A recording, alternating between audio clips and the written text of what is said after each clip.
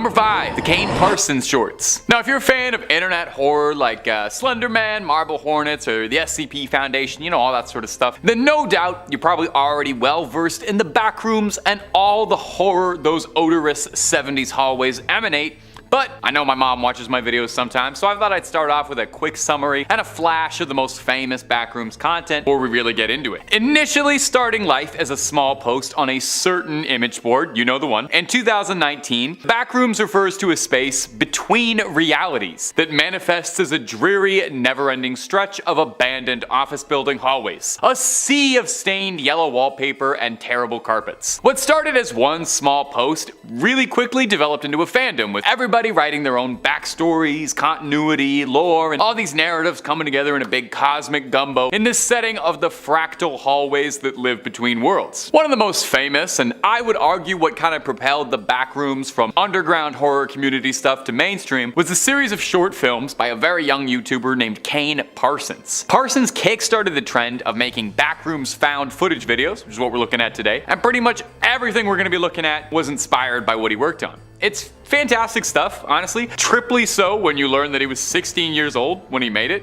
If you haven't seen any of them yet, I'd definitely say go check them out after this video. They're a great little bit of shoestring budget internet horror. The original video is probably the best little microcosm of it. There's a bunch of them, but they're all well made. And if you really liked it and you think, hey, I'd enjoy that concept for roughly 90 minutes, I hope I can sit in a big room with 300 other people and eat some popcorn and do that. I got some fantastic news for you. A24 Productions is working on a feature-length script about the backrooms. It's going to be directed by Parsons with collaboration from James Wan, who, if you don't recognize the name, was the director of Saw and The Conjuring. Time will tell if that movie will be a total hit or a flop, but nonetheless, I think it's incredibly cool that an independent filmmaker is gonna get to make a big horror movie before he can even legally rent a car. That's so cool. And if you want more internet horror, you are in exactly the right place for it, because you can click through on our channel and see the hundreds upon hundreds of scary videos we've been making for years. Put together some words that you like, you'll find something for it, I guarantee you. Stay subscribed, stay scared, and stay watching this video, okay? We got more backrooms coming up for you.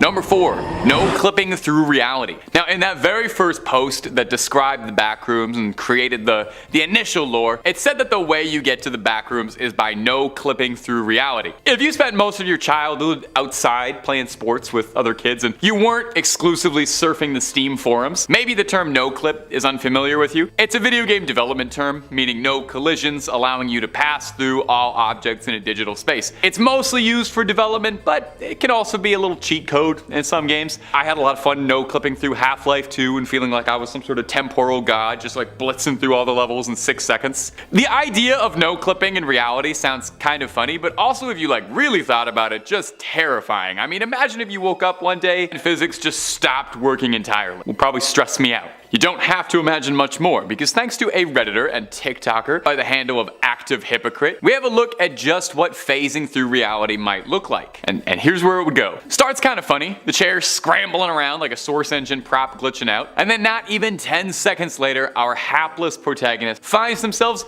no clipping through reality and landing flat in the backrooms, presumably to spend out the rest of their days. Imagine how scary that would be. Your whole life's just upturned, and half a second like that, you're enjoying reality, enjoying all the pleasures that existence has to offer, and then BAM! To the back rooms with ya. I gotta say, people give TikTok a lot of guff, and rightfully so. I've seen a lot of terrible things on there. But I do like how it's become a video platform for really quick, bite-sized little snacks of filmmaking. Any platform that allows creative people a medium for which to serve up scares, A-okay with me.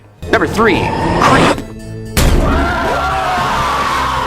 Creep is a 2014 American found footage psychological horror directed by Patrick Bryce and is filmed as found footage and does the genre well. Bryce portrays a videographer assigned to record an eccentric client insisting on filming numerous videos for his future unborn kid. Creep was inspired by Bryce's experiences on Craigslist's. Bryce and lead actor Duplass refined the film story during filming, which resulted in multiple versions of each scene and several alternate scenarios and endings. Struggling videographer Aaron accepts an assignment to travel to a remote cabin where he meets his client Joseph, who explains he has an inoperable brain tumor and is expected to die before his pregnant wife gives birth.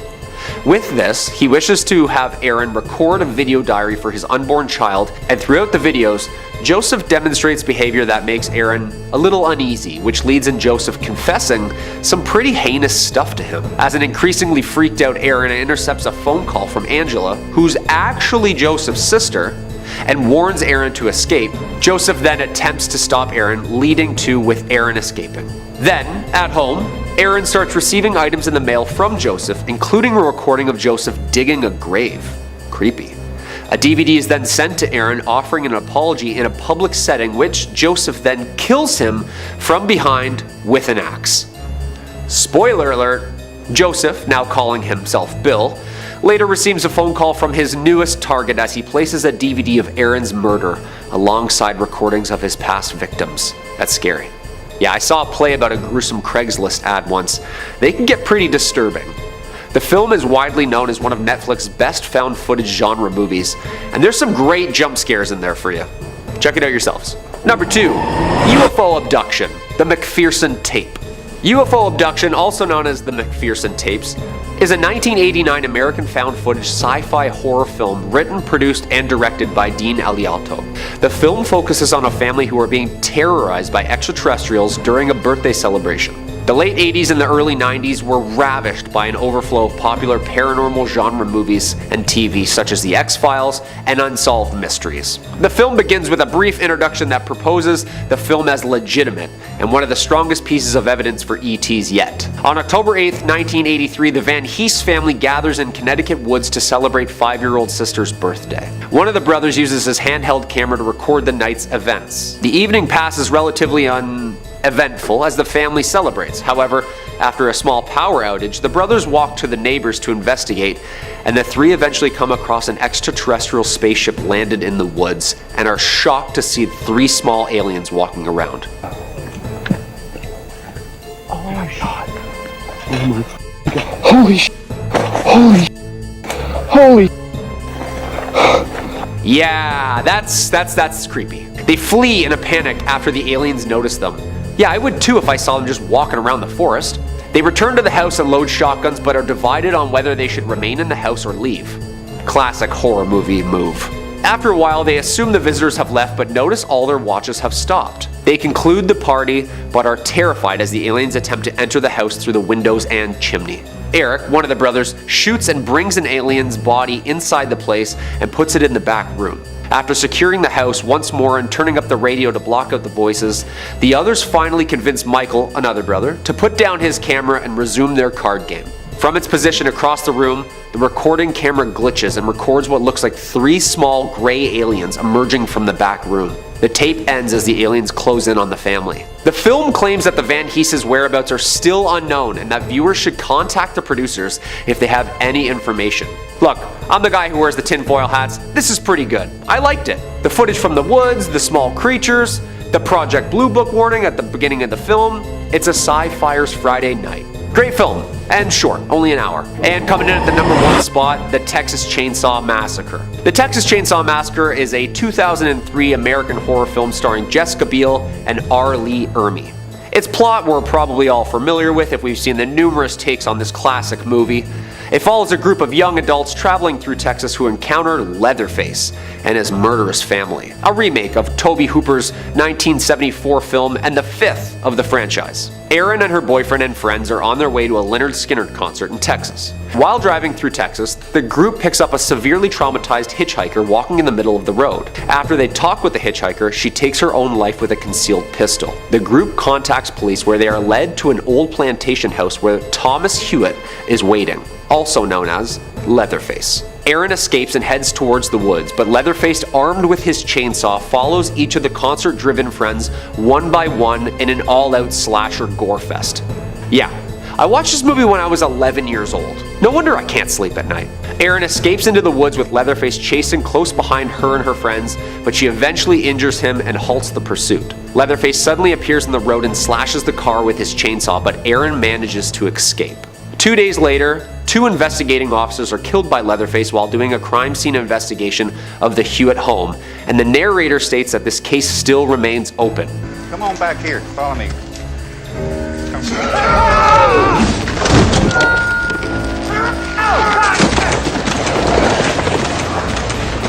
Yeah, that's absolutely terrifying, alright. Seems like this franchise was loosely based around a cannibalistic family in the South. Number 5, The Last Broadcast. This 1998 American horror film, written, produced, and directed by Stefan Avalos and Lance Wheeler, tells the story of a documentary filmmaker named David Lee and his investigation on the fact or fiction murders, in which got him convicted in a 1995 case, apparently with the murders of his team one night during an expedition to find the mythic Jersey Devil in the Jersey Pine Barrens. The film is shot mockumentary style and employs the found footage technique. The film is believed to be the first full-length feature film shot and edited entirely on consumer-level digital equipment. And on a budget too.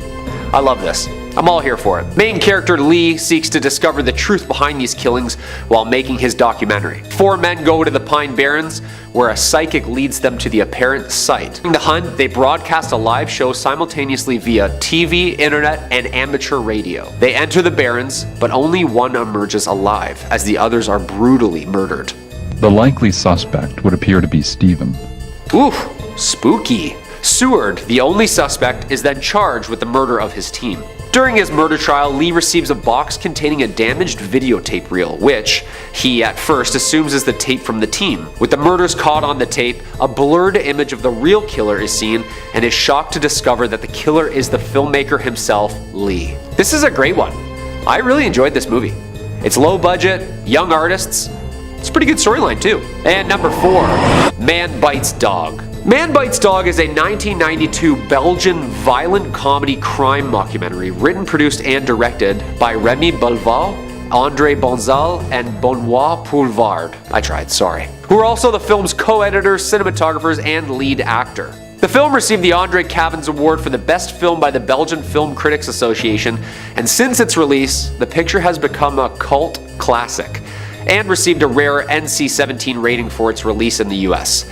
Yeah, I'd up that rating to a rated R if it was me. After watching bits and pieces, I can't even say that without getting chills. Look, it's pretty disturbing stuff. Shot in black and white, it's gory, like very gory. Like if Tarantino made a gory snuff film. Yeah, I actually can't even put a clip into this because the found footage parts are way too disturbing. The film follows a crew of filmmakers following a serial killer, recording his horrific crimes for a documentary they are producing. At first though, dispassionate observers, they find themselves increasingly caught up in the chaotic and nihilistic violence, eventually becoming accomplices themselves. Ben, a witty, charismatic, and an easily enraged sadistic serial killer, takes the filmmakers and the crew to witness and watch the murders, explaining why, how, and when he chooses his victims. The viewer witnesses this grisly killings and crimes in graphic detail. The camera crew becomes more and more involved with the murders and even help Ben. During filming, 2 of Ben's crews are killed by Italian mobsters, and Ben and his crew have fun taking turns as they shoot the rival crew members while recording the entire process. Like I said, it's gory. Tons more gruesome killings, and Ben is finally arrested, but then escapes. At this point, someone takes revenge on Ben, and he finds his girlfriend and family all disturbingly murdered in revenge. The camera crew and Ben are all ambushed and shot by the rival mobsters. After the camera falls, it keeps running, and the film ends with the death and of the fleeing of the suspects. Only watch this film if you can stomach disturbing scenes. Trust me, it's pretty visual. Number 3, the Poughkeepsie tapes. Writer-director fam jam duo John Eric and Drew Dowdle are best known for their sinister yet impeccable found footage movies. Yeah, it's pretty gory and actually had to wait 10 years before being released due to the graphic footage on it. It's rumored that it was held for 10 years due to its contents and disturbing atmosphere, referring to it as a banned movie. It's likely that MGM felt audiences weren't really ready to see such graphic content. In an abandoned house in Poughkeepsie, New York, murder investigators uncover hundreds of tapes showing decades of a deranged killer's work. And in an all too realistic found footage mockumentary, the moments showing the killer POV are things of nightmares. I'm not gonna lie. This is like the goriest movie on our list today. But with scary movies, sometimes comes a little gore, you know? The Poughkeepsie tapes plays out as a faux documentary following the discovery of a very large collection of VHS tapes created by said deranged psychopath, and the investigations that follow. The documentary is well shot and played out in a believable manner. Sometimes the acting is a little, yeah, this is really fake. And then sometimes it's like, okay, I'm gonna look up if that guy's a real cop. The feel of this movie is gore, gore, gore. If you're into like Saw type stuff and multiple victims and lots of popcorn syrup, this one's definitely for you. These tapes are only fictional, but there's a small catch. According to Marist College, the Poughkeepsie tapes may be based on an actual event. A killer named Kendall Francois killed 8 to 10 people in Poughkeepsie in the late 90s, but didn't videotape the murders. There's heavy debate in the film industry on which movies are depicting actual cases similar to actual reports, and acts that are totally staged and made up. Number 2, The Quiet Ones. The Quiet Ones is a 2014 British supernatural horror film directed by John Pogue, based on a very real 1972 parapsychology experience called The Philip Experiment, conducted in Toronto. It stars Jared Harris as a U of T professor attempting to prove that poltergeists are actually real manifestations of the human psyche and not actually supernatural beings. The movie is very scary, no doubt about it. Jared Harris is amazing, as always, but the real story behind it is actually way more terrifying.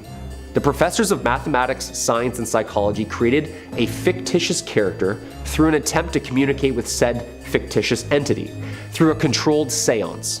It was the real deal. The character created and agreed upon was named Philip during the test. His fictional backstory coincided with real historic events and places, but with multiple contradictions and errors. They said he was born in 1624 in England, had an early military career, knighted by 16, in the English Civil War, and eventually dying at the age of 30. The group was seated around a table via a lecture, with initial seances yielding no contact, no communication, and no phenomenon. The professors then dimmed the lights, fully leaned into the seance, changing the environment. Participants and students then began feeling a presence. Lots of table vibrations, breezes, unexplained voices, and sounds which matched responses to Philip's life. Audio and video and witness accounts documented the paranormal event, but Philip never actually appeared. Yo, this actually happened, like down the street from us. This is terrifying. And number 1, Ghostwatch 1992. First broadcast on BBC One Halloween night 1992. Written by Stephen Volk and directed by Leslie Manning, the drama was produced for an actual BBC anthology series. Despite having been recorded only weeks in advance, the narrative was presented as a live television broadcast. During and following its first and only UK television broadcast, the show resulted in an estimated 1 million separate phone calls to the BBC that night, dealing with a mixture of complaints and praise for the program's bizarre release. Yeah, Ghostwatch has never been repeated on UK television. It's been replayed on stations such as the Canadian channel Scream for Halloween once in 2004, and the Belgian channel Canvas in 2008. The hour-and-a-half event was shot documentary style and appeared as part of the BBC. It involved actual BBC reporters performing a live on-air investigation of a so-called haunted house in London in which demonic poltergeists activity was taking place. Through found footage and interviews with family living there, they discovered the existence of a violent ghost nicknamed Pipes, a nickname from their kids. Footage actually showed the police arriving at Foxhill Drive, and the spirit even dragged a BBC host behind a door. Yeah, that is horrifying. Imagine watching your weekly hosts on like a reliable television network that's censored and archived, and then all of a sudden the host just gets yanked up the wall by a supposed demon live on TV. Number 5, Spree. Coming in first on our list is the newest release and a new age classic that I think, give it a few years, will get the recognition. Spree. It was called American Psycho for the digital age, and I think that fits. Spree stars Joe Keery of Stranger Things and Joe fame, putting down the baseball bat and the hair gel and sitting behind the wheel of a rideshare service, playing a down-on-his-luck young man named Kurt who wants nothing more than to be a viral, famous social media star. Ah, very relatable. But in a sea of unboxing videos, react TikToks, let's plays, confession videos, hashtag challenges, apologies, and top 5 videos about horror movies, Kurt struggles to find any sort of audience for his content whatsoever and decides that the best way to stand out on the internet is to live stream himself snuffing his passengers he picks up in his rideshare app. Okay, you know, to each their own. I'll stick to doing YouTube videos, you do you. Now, Spree is not the smartest movie out there. The social satire is a little basic basic, to be honest, and it could have done with a lot more fleshing out on its commentary on social media addiction and internet validation, but it makes for a very solid foundation for a flick. It's got a plot that probably would have made for an okay Black Mirror episode, and maybe this movie wouldn't have worked as well if it wasn't for how fun Joe Keery is. Maybe I'm extremely biased because I love the guy, and because like most of the Western world, Steve Harrington is the only reason I watch Stranger Things, but he brings a super fun mania to the social media addicted lunatic. The American Psycho comparison, definitely apt. That's one of my absolute favorite movies of all time for just how sick and like entertainingly evil Patrick Bateman is. You know he's the most reprehensible, unlikable character ever put to film, but Christian Bale is just so damn charismatic you love him. And that's what's happening here. Joe Keery somehow manages to be both convincing as a really scary psychopath, but also oddly sympathetic and earnest. You know, it's the desperation. Have you ever seen a man soaked head to toe in blood, shaking and quivering after doing something unspeakable, and he's still asking you to subscribe to his channel? And speaking of vapid, deranged, dead-eyed internet personalities looking for fame, if you're looking for more scary movie reviews, ghosts, goblins, and aliens, well, click through to Top 5 Scary and subscribe. We've got loads more content with me behind the wheel, but not really. I can't drive. Look at me. I just skate. Number 4, VHS.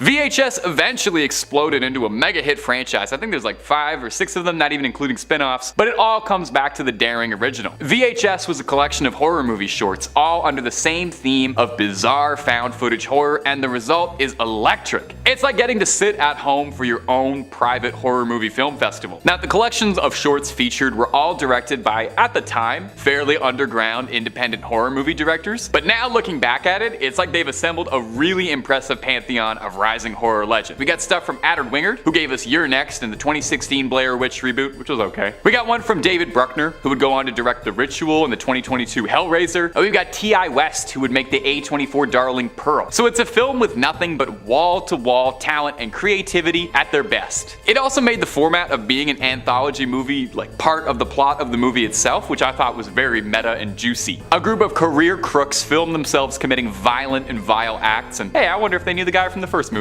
And they are commissioned to heist a single object, a mysterious VHS tape. The guys break into the house and find the tape, and the movie is them watching it and then cutting back to whatever strange mystery is happening with the criminals. It's very inventive, it's very immersive, it's very, very cool. Now, all the segments are really cool, but I want to shout out the shorts Tuesday the 17th for being a very high concept idea for a horror movie I can't say I've seen elsewhere, and I can't even say too much without giving it away, but it uses the VHS format really fun. And another shout out for Something Strange Happened to Emily when she was younger. Again, very inventive. It's told exclusively through video calls and the internet, and it features a hearty dose of medical body horror, wild twists, and just like the tiniest little bit of alien stuff. Just like a little bit. Number 3, the entrance to the backrooms on Google Earth. It's a popular trend on TikTok lately where users claim that they're able to find doorways into the infamous backrooms, finding the portals that connect the realities between, and that they can find these points on Google Earth. I've watched a bunch of them. Some of them, I'm not gonna lie, pretty corny, but some of them are pretty fun, like the one I've found for you here. Posted to us from user Super Game Kid, and I have to throw this out here. The video in question, when it was posted with the title, Not Fake. So if you had any doubts, well, there it is, not fake. Duh. Not like anyone can attach photos to Google Earth or anything, no sir. Alright, we'll roll some of this clip in question. Now remember, this user found something strange in Japan. A big, mysterious looking complex, maybe a high-tech government institution, something that wouldn't look too out of place in an SCP story or something. That's already odd enough, because I don't know what this building really is. When you zoom in on it like they did, you get an up-close and personal view of everybody's favorite never-ending liminal series of hallways, the backrooms. I like to think that if the backrooms are out there, you know, in between realities, this endlessly expanding space of musty hallways, the way to access it was through the most advanced high-tech facility. Billions of dollars spent to get trapped in a mysterious stinky space. Isn't that mostly the plot of Stranger Things? Who knows what sort of research could be done on the backrooms? Who knows what sort of efforts have been made to reach them? You just try typing SV no clip 0. That's a little joke for you gamers up there. All I know is that it's not anything I'm looking to explore anytime soon, so I'm thankful for videos like this, where I can experience the backrooms from the comfort of my own reality with doorways and exits and an outside and everything. Number 2, death rooms. backrooms. I think we've been getting a little tame with these videos. And I mean, that's sort of the nature of the backrooms, isn't it? It's more about the strange wistfulness that comes from a place that's familiar, nostalgic, but unrecognizable, like a dream being described to you by someone else. Bit of an esoteric fear. But esoteric fear doesn't really make for good videos YouTubers can make stupid thumbnails and the faces reacting to about. So sometimes we gotta crank it up just a little bit while also meeting content guidelines. Much like the SCP Foundation, there's all sorts of contributors to the shared urban legend that is the backrooms. Some of them see the backrooms as a lot more hostile. Let's roll some of this recovered found footage from YouTuber ChuggoYT called The Death Walls. Whatever is going on in this clip is bad news bears and then some. We see it from the perspective of a couple of explorers donning hazmat suits, presumably from some super secret government institution you need Black Ops level clearance to even know about. Maybe the SCP Foundation? I could definitely see those guys getting involved in something like this. Whatever has happened though is absolutely horrible. We see the remnants of the investigation crew squished up against the walls. They had no clips set back to 1, not 0. They're wedged in between the backrooms. Their insides are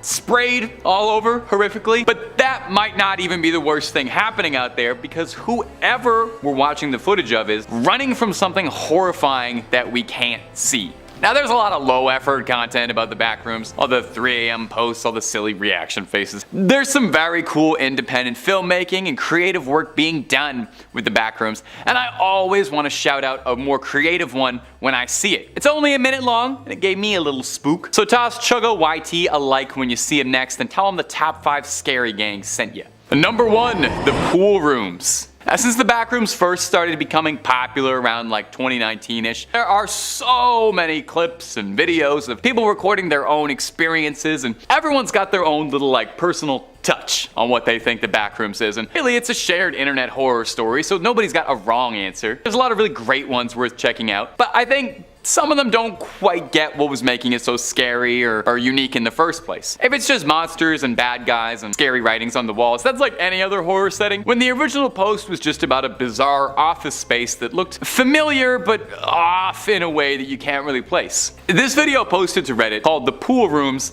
really captures that for me. It's an endless, sprawling, familiar location. Doesn't really look like anything out of reality. It looks almost like it could be like an abandoned shopping mall from the 80s or something. You know, that ceramic style, that trademark soulless architecture and design. You can tell where like a food court Taco Bell should be, except it's all been mostly flooded up to about shin level. It's enough to be annoying, but not enough to be impossible to travel through. There is really something about this, for me at least. The stillness when something should be there, something will leap out at you but never comes. Look at it for a long time and just think about how unpleasant it would be to be in there. Cold, lonely, constantly wet, no reprieval or even a moment to catch your breath and get dry. The backrooms and the whole concept of it is scariest when I think it's like a dream that you're only sort of half remembering, where you're not sure what's real and what isn't. Everything in this video has been real though, I'll tell you that. I would never tell you something fake on this channel. I love the pool rooms. I love the aesthetic of it. The Redditor who posted it, one Jared Pike, does a lot of cool art, very much in this style of like scary liminal spaces on his personal Instagram. So if you were like me and you were enamored by the haunting beauty of this clip, give the guy a follow, because it ain't easy for a struggling artist out there. Not like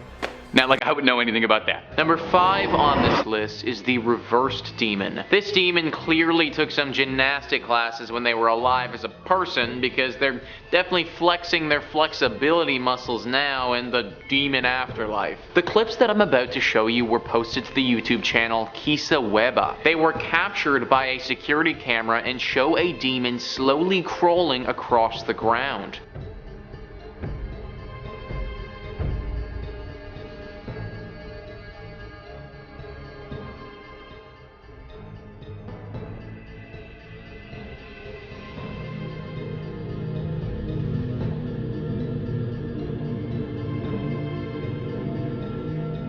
So as we can see, that demon is just slowly meandering along, minding its own business. Now, you may think that this is the end of the story, but it's actually not, because that thing was caught on another security camera in the area a little bit later. Let's take a look at that.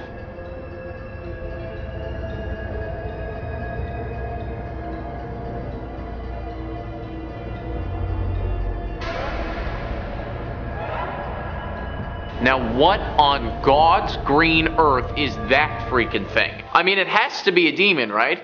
Like, what the hell? Its face is clearly all white, completely inhuman. And now that we can fully see the way that it walks, we get a clear sense of how demonic it actually is. I think the biggest question that comes up through all of this, though, is what is it doing and where's it going? Fingers crossed that whatever it was doing doesn't concern any one of us. Number 4 on this list is Kubishev Square. Back in 2015, a video was uploaded to YouTube from an account named D-Man Operator. The video is only 50 seconds long and shows someone getting chased by a demon or monster in Kubishev Square. Let's roll 30 seconds of that clip and see what you guys think about this demon.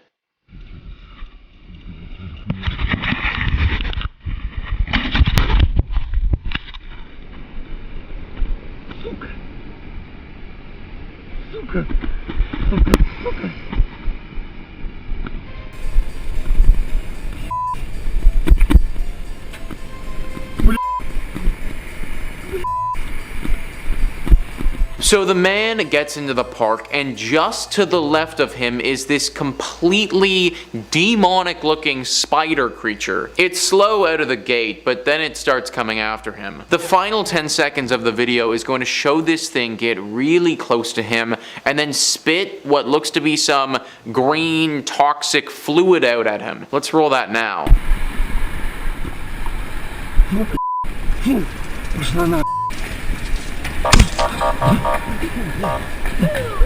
So yeah, let's put it this way. Whatever this thing was, it definitely isn't human or any sort of animal that we're aware of. Now, can I say for sure that it's a demon? No, I can't, but I can say that it definitely looks very dangerous. Watch your back, everybody. This thing came after this dude in broad daylight in the park. Number 3, Lake Mungo. Okay, let's go back to another lesser known one with Lake Mungo. This one's an Australian feature, came out around 2008. Lake Mungo is a healthy, hearty dose of scares and thrills and heart-wrenching family drama. Horror and family drama go hand in hand like the girl from Hereditary and a stop sign. Too soon? That was too far? That was too far? That was too far. In Lake Mungo, we're in the perspective of Matthew Palmer, a young man who has been depressed and broken shortly after his sister's drowning shattered his family's well-being and mental health. However, Matthew begins to see signs of his sister everywhere, feeling her presence in the house with him, and mostly because he keeps seeing her ghost all around. He sets up a surveillance camera system all over their house and begins making a documentary about his experience hunting for his sister and closure. As the investigation as to whether or not his sister really is haunting them, Matthew ends up uncovering family secrets that were long thought buried and finds himself haunted by his sister's loss in a way much grander than any ghost story could. Now, what I really like about this one is pretty much right up until credits, you'll be asking yourself what's happening. Not in a confusing way, like an Inception sort of thing. It's just got a bunch of fun and clever twists that kind of keep you guessing the entire film, keep you asking questions. The film uses the medium well. It allows the audience to go on this journey with the family, where you're there with them and you're asking too what's happening, if it's really a haunting or if it's all just a sad family wanting to see their daughter one last time. It honestly ends up being really heartwarming in a bizarre way. You don't see a lot of horror movies that kind of get you right here, and without spoiling like too much, because I do want you to see it, unlike Hereditary, this one doesn't really have like a happy ending, but it doesn't have a horrifically sad ending. It's kind of bittersweet. It's genuinely very touching. So if you're looking for something to tug at your heartstrings a lot while also making your hair stand on end, you can't go wrong with Lake Mungo. Number 2 is Wreck. Maybe you've already seen this one because it was a smash hit commercially and critically, but if you haven't, man, come on, you really oughta. Wreck is found footage stuff at its best, putting you smack dab in the POV of the action, and it makes you feel like you're both part of this horrifying nightmare, but also kind of like you're like an FBI agent watching evidence recovered years after the fact in a dark room. Wreck follows a film crew that's recording something when they find themselves caught in a way bigger story. When a neighbor attacks someone and bites them, police quarantine off a building for an unknown reason, and you get to experience it all go down in first person as more and more people inside the building seem to be turning into something a little rabid, vicious, and more than a little undead. Wreck does zombies 28 days later style, with a pretty interesting interesting twists that I won't give away if you still haven't seen it. They're fast, violent, and unpredictable, and it makes for a super entertaining movie watching the protagonists try and fend off a horde of undead in these really cramped, tight, claustrophobic spaces. There's a lot of excellent choreography work going on here to make sure everything fits in the frame, and the first-person view of the camera really makes it feel like you are stuck in there with them too. If you let yourself get into it, you really have a good time with this one. Like, if there was ever really a zombie apocalypse happening, I think we could all agree there'd be gigabytes worth of cell phone footage to go through. So in a bizarre way, this movie about a zombie apocalypse feels oddly realistic. Even just outside of being a good found footage horror movie, Wreck is also just a super good zombie movie if you're into that sort of thing. They remade it into Quarantine for Americans a year later, but if you want my advice, skip the remake and just go for the original, and that is honestly true of like 99.9% of all horror movies anyway. Okay, before we get into number one properly, I wanted to cheat a little bit and break the rules of top 5. Don't tell anybody that I added some extras, but I wanted to shout out a few honorable mentions that I love that didn't make the cut. Blair Witch is going to be the first one. The original, the sequels are all iffy. Number 2 is going to be Troll Hunters. Really fun monsters. Yeah. Paranormal Activity, it's pretty good. It's not super my thing, but it's pretty good. And finally, wanted to shout out Host really quick. It's about a seance that happens on Zoom, just came out, very modern. Okay, there we go. So number 1 on the list is going to be Creep. It's got nothing to do with Radiohead. Sorry. Coming to us from Patrick Bryce and indie darling Mark Duplass, he takes a break from earnestly mumbling through an indie movie to play a completely chilling, well, the title said it, creep. This movie is basically just watching Mark Duplass be really weird in front of a camera for an hour and 20 minutes. It's a great example of when you can do a lot more with a lot less. This movie is as absolutely bare bones as it gets. There's 2 actors in the entire movie, and they're the 2 guys who wrote and directed the movie. A struggling videographer, Aaron, gets an offer to film a series of personal diaries for a strange client, Joseph, who has an inoperable brain tumor and wants to leave a series of videos behind for his unborn child. Which does sound nice, until Aaron gets there and discovers very quickly something is really off about this, and this isn't going to be a normal job. This movie is all performance, and Duplass crushes it as the bizarre, mysterious Joseph. He plays him really, realistically creepy, like he's the kind of guy you'd meet on a bus and spend the rest of the day thinking about. Like, you know something is wrong with the guy, but you're not really sure in what way and just how afraid of him and how dangerous he might be until it's too late. It's a movie that really gets in your head and gets right under your skin. If you leave the movie terrified of the main character, but also very enamored in equal measures, worry not, because Bryce and Duplass agree with you, since there's a Creep 2, which is apparently just as good as the first. I haven't seen it yet, I only have so much time, but I should see it eventually, since there is a Creep 3 in early pre-production stages. So although this guy may be a completely unsettling weirdo, we love this creep and can't get enough. He belongs here. Number 5 on this list is the alien baby. This is a clip of what looks like an alien child. We know how the government is with aliens and anything extraterrestrial, so it's clear why they wouldn't want the public looking at something like this too closely. I mean, they don't let anyone in on anything happening in any of their secret bases, so it makes sense they wouldn't want us watching a video like something like this. Let's show 30 seconds of this clip and you guys comment down below what the heck this thing is. Now, how are you feeling? You feeling okay? You feel well? Go and get you something? Want a glass of water?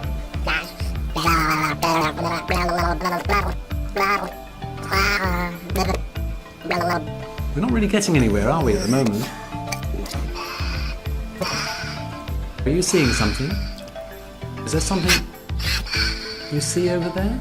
So, very clearly that is not a human child. Now, it's possible that could be an animal of some kind, but I have no idea what type of animal looks like that. That's why, if I had to guess, we're looking at some type of alien creature. This is a really interesting find because it means that aliens might have children similar to how we have children. Obviously, we don't know the process to how this baby came about, but the idea that aliens grow like we grow.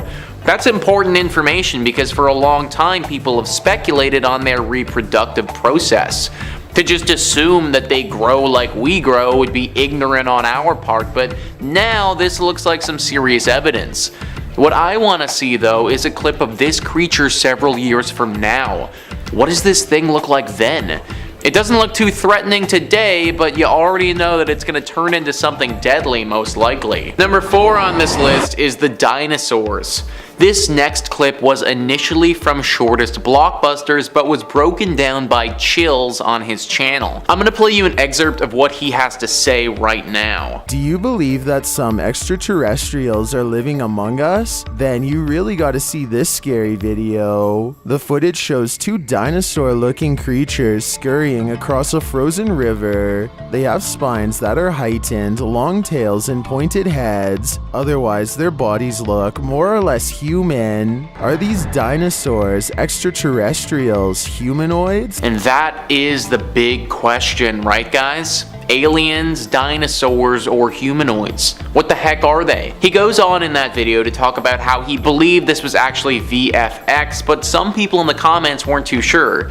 VFX could easily be the explanation, but it could also be used as an excuse. The government has chalked a lot of things up to VFX and CGI before, and some of that has turned out to be real, so why can't this? Aliens living among us, or other creatures living among us, has been talked about and rumored for a long time. We have had no definitive proof, but videos like this just keep getting released with no explanation. I wouldn't be surprised if in a few years' time, some real proof finally surfaces, confirming a lot of our suspicions about these creatures. Number 3 on this list is the scariest video that you'll ever watch. That's actually what the YouTubers Mindseed TV titled this video that they posted roughly about a year ago. In this video, several guys are on a ghost hunt late at night in a haunted home. The whole video is roughly 40 minutes long and they capture a ton of cool stuff. One of the scariest parts of this entire video though is what I'm about to show.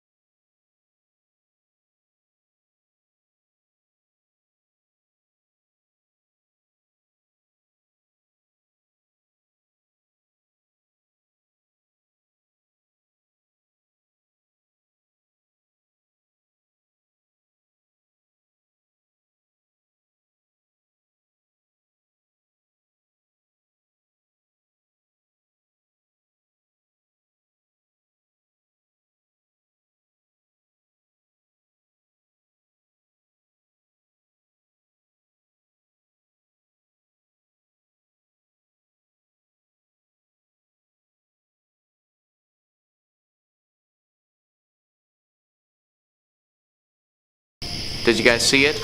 It was pretty fast, so I understand if you didn't. From behind the bushes of this man's home, there was a creature that looked very far from being human. Let's get a closer look at this thing, and you guys feel free to comment down below what the heck you think this thing is. So seriously, what the heck is that? It almost looks like it has some underwater qualities, but like, obviously that doesn't make any sense at all. I personally think this is a demon of some kind, but what it wants with this man and where it came from, these are all questions that we may not be getting answers to anytime soon. And finally, number 1 on this list is the hallway demon. This next video was posted back at the end of 2020 and shows somebody getting into a very close encounter with what looks to be a dangerous demon.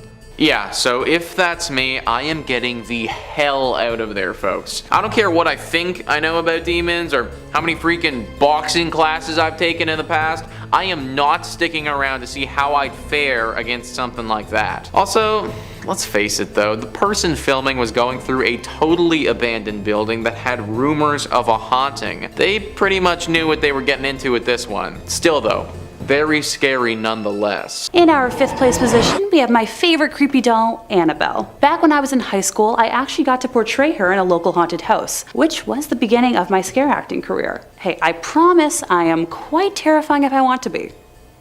I promise. For those of you who might be rolling their eyes right now, I'm going to refresh memories on the real Annabelle story.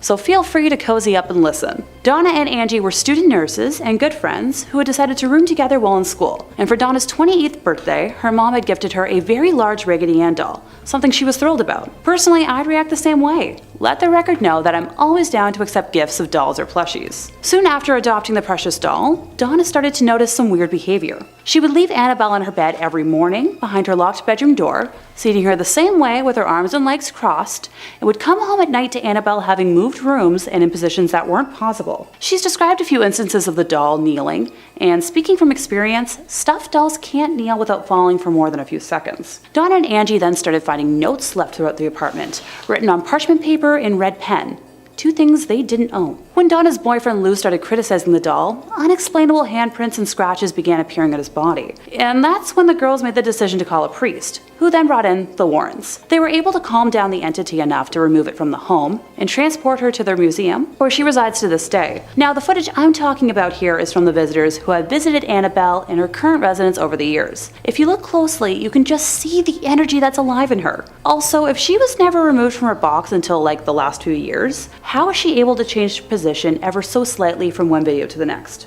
You tell me here. In 4th place, we have footage from a Buddhist exorcism.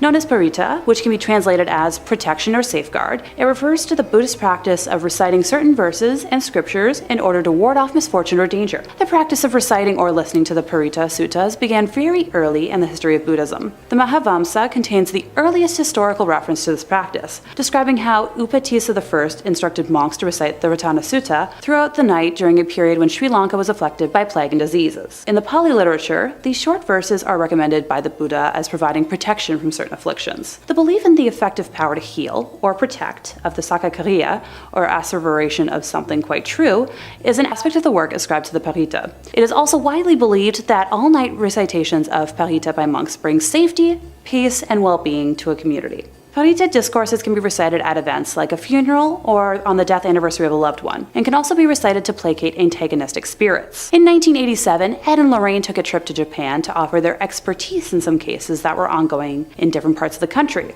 with one of their stops being to a Buddhist temple. Describing everyone they encountered as lovely, Ed and Lorraine were shocked when they came upon not 1, but 2 people under possession. Ed described one as being under the influence of a snake demon, as they slithered around the floor constantly with their tongue darting in and out of their mouth. The possessed people were blindfolded, so the demons couldn't witness the rites, as the Buddhas went through the rituals and chanted around them. After the spirits were cast out, a bonfire was built to help guide them towards the afterlife. The footage we see is from a later round of prayers, which was held because one of the sets of spirits refused initially to depart from her attached soul. You can hear Lorraine attempting to guide the spirit out with the aid of a translator, coaxing Teresa to go on to the light and fly away, that her family was no longer here. Number 3 on this list is the river creature. This next video was released back in 2015 and shows a bunch of people wearing hazmat suits picking a strange looking creature out of a river. This was apparently captured in Poland, and there was no official report on this when it came out.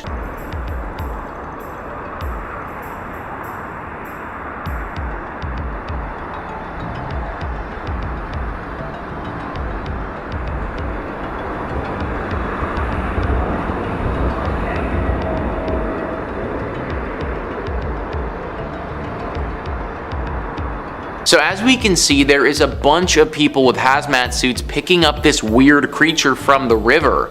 What is that creature, and why do they need to be wearing these hazmat suits for?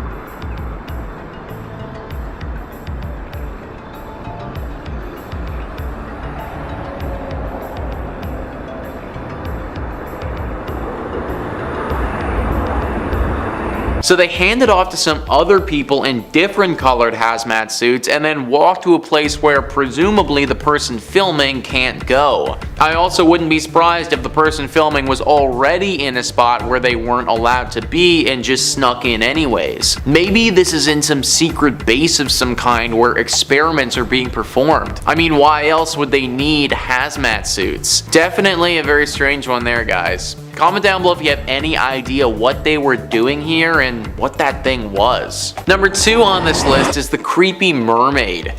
So I always thought that I would want to meet a mermaid, but if this is what they'd look like, then I definitely don't have any interest in that anymore. We're gonna see a clip from a video here that was posted back in 2018. It looks to be of a docking area somewhere and has an incredibly scary creature lying across the dock.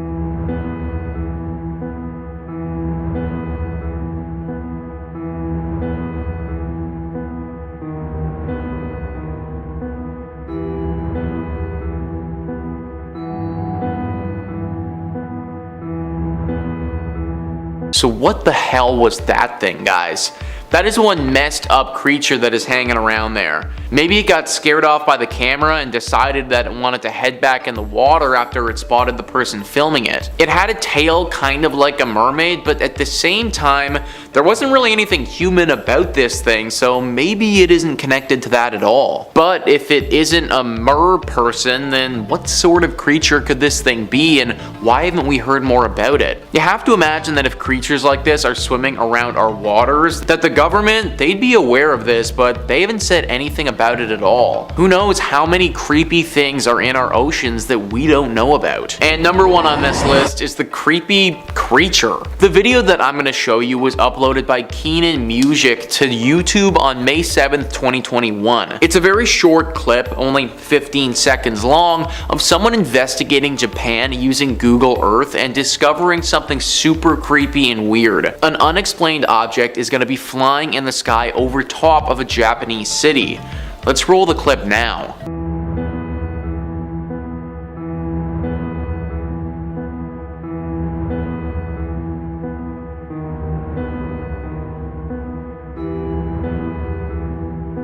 That thing almost looks like a drone, but it also looks like it could be made from organic material. I also don't know of any drones that look like that are constructed by humans.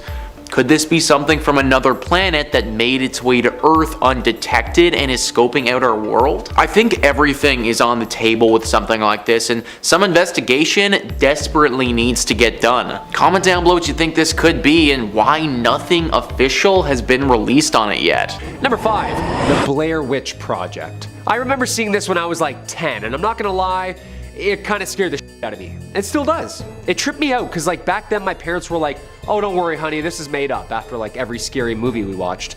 But this time they were like, was that real? You know, my dad just sat there quiet thinking. I was scared. Because the whole production apparently did such an amazing job from top to tail of its release, making the audience still feel like it really happened. The Blair Witch Project is probably the most famous found footage movie ever made. The campaign tactic was that the viewers were told through missing persons posters and that the characters were missing while researching in the woods for this mythical Blair Witch. Their IMDb page even listed the actors as missing and presumed deceased in the first year of the film's release. Even the film's website contained actors posing as investigators giving testimonies about their evidence. They even shared childhood photos of the 3 leads to add a sense of realism.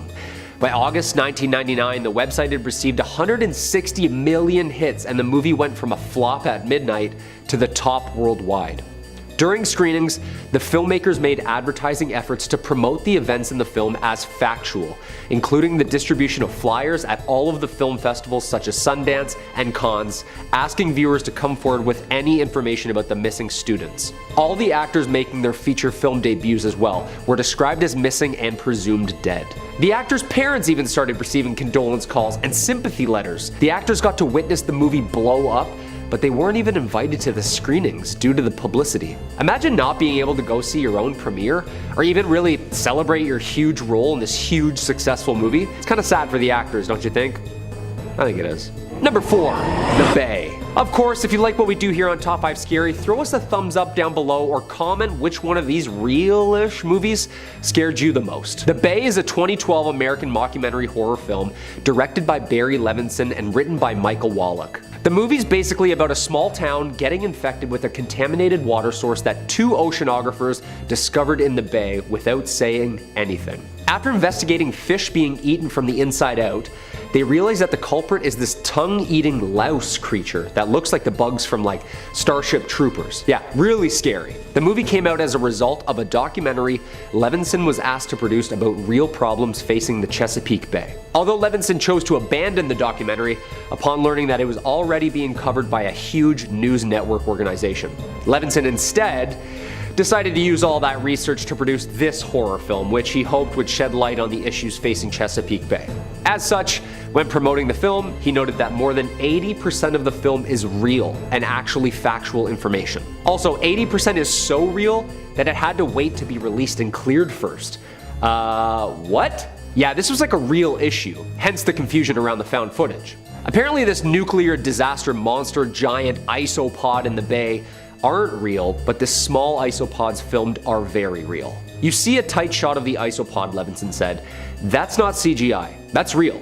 We just pulled that out of the Atlantic Ocean. The isopods do this really gruesome thing, which the bay does a great example of, is that they eat the fish from inside out. All that stuff is actually factual. A leaking nuclear reactor actually does have a runoff heading towards the Chesapeake Bay.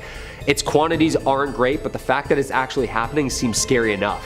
The chicken farm runoff stuff is actually factual too. At the end of the day, yes, it's a movie, not a documentary, but it's infused with a lot of things that are really real. I think it adds to the nature of the piece, end quote. Hey, spoken like a true artist. And that's why the film has gotten so many great reviews. Give it a watch, very spooky, very well done. In third place, we have the elusive White Lady of Union Graveyard. Some believe she is Harriet Seeley, whose young son passed shortly after being born, and Harriet herself passing soon afterwards. Legend believes she may have died in hopes of finding her son, and still wanders their final resting place searching him out. While others believe she is the ghost of a woman from the 1940s who killed her husband and later herself and is doomed to wander the graveyard. You tell me which one you believe. Her physical description is the one thing that remains consistent. She is a young woman wearing a white dress with dark hair. Thank goodness I'm not wearing white today. It seems as if she enjoys scaring the daylights out of the living, which, hey, my kind of gal. Many who have witnessed her believe they have almost hit her with their vehicle, only to find no trace of her once they pull over, while others claim they have often seen her hovering slightly above the ground around the cemetery, going back and forth amongst different gravestones. In 1993, local firefighter Glenn Powell received a call about a transformer explosion and drove to the scene of the incident with a police officer and observed a female driver following closely behind him on the road. He remembers the night sky had turned pink, my favorite color, and the explosion emitted large amounts of electricity that had made the hair on his arm stand up at a close distance. Glenn was driving along the road beside the cemetery when the officer seated next to him yelled, "Watch out!" In the middle of the road was a woman with, you guessed it, long brown flowing hair and wearing a white Victorian nightgown. Glenn described seeing a surprised look on her face before slamming on the brakes, but was unable to avoid hitting her, describing it like hitting a brick wall, with the back of his truck flying into the air and the policeman next to him being launched into the dashboard. The driver behind him jumped out of the car and helped the two men search the area of the crash to check on the woman. Glenn is quoted as saying, "There was no red bodily fluids, there was no clothing, there was nobody, there was nothing." Located in Connecticut, Lorraine used to often take walks through the cemetery, saying that it was one of the most haunted places around. Ed caught the White Lady on camera on September 1st, 1990 at 2:40 a.m., his 7th night in a row of filming at the cemetery, determined to have footage as proof, and we can show some of that footage to you now. He described dark figures surrounding her, shapes that he said were wood ghosts that seemed to jump on her while they all argued. In second place, we have the Amityville Horror. On November 13th of 1974, Ronald DeFeo Sr., his wife, and 4 of their offspring, Dawn, Allison, Mark, and John, had their lives ended by a firearm inside their home in suburban Amityville, New York. And at the time, homicide detectives claimed it was the largest number of victims in a single slang on Long Island. The deceased were found in their nightclothes and were shot in the back, apparently while they were asleep. There were no signs of a struggle inside the home, where a sign hanging outside the main entrance read, "High hopes." Sure. The killings were reported by the only surviving member of the family, the oldest son, Ronald. He told the police that he arrived at the home shortly after 6 p.m. but found the front door locked, so he crawled into the house through a window and stumbled across the icky scene. He later confessed that he had ended the lives of his family around 3:30 a.m. acting out the scenes for detectives as he described how he took out his family one by one, with the weapon eventually being found in Amityville Creek. Ronald's trial began in October of 1975. His defense attorney, William Weber, tried to make a case that the defendant, who allegedly heard voices, was innocent by reason of insanity, but the court eventually sentenced him to 6 concurrent 25-year to life sentences. Try saying that 5 times fast. Eesh. A year later, the Lutz family moved into the now abandoned home, and that's where this goes from simply tragic to much, much more. Most of the DeFeo family's furniture was still in the house, because it was included for $400 as part of the deal. You know what, I'd take that deal too. A friend of George Lutz, the father of the family, had learned about the history of the house and insisted on having it blessed, and at the time, George was a non-practicing Methodist and had no experience of what this would entail. Kathy, the mom, was a non-practicing Catholic and explained the process to him. George knew a Catholic priest named Father Mancuso who agreed to carry out the house blessing. He arrived to perform the blessing while George and Kathy were unpacking their belongings on the afternoon of December 18th, 1975, and went into the home to carry out the rites. When he flicked the first amount of holy water and began to pray, he heard a masculine voice demand that he get out. When leaving the house, the priest did not mention this incident to either George or Kathy until December 24th, when he called George and advised him to stay out of the second-floor room where he had heard the mysterious voice, which happened to be the former bedroom of Mark and John DeFeo that Kathy had planned to use as a sewing room, but the call was cut short by static. Following his visit to the house, the father allegedly developed a high fever and blisters on his hands, similar to stigmata. At first, George and Kathy experienced nothing unusual in the house, but the horrors that happened over the next 28 days were awful for the Lutz family, bearing witness to slime pouring out of their walls, strange odors throughout the home, and George would wake up at 3:15 every morning, which is right around the time Ron DeFeo carried out his original crimes. A garage door would open and close on its own, an invisible spirit knocked a knife down in the kitchen, a pig-like creature with red eyes was reported staring at George and his son Daniel through a window. Also, Kathy and 2 of her children experienced bouts of levitation while trying to sleep. The footage we have from this heinous month is of a boy with glowing eyes, believed to be the spirit of the late John DeFeo. By mid-January of 1976, after another attempt at a house blessing by George and Kathy, they experienced what would be their final night in the house. Now, the Lutzes were never able to give a full account of the events that took place on this occasion, describing them as too frightening. After getting in touch with Father Mancuso, the Lutzes decided to take some belongings and stay at Kathy's mother's house in nearby Deer Park, New York, until they had sorted out the problems with the house. They claimed the phenomena followed them there, describing greenish-black slime coming up the staircase towards them. Yeah, no thanks.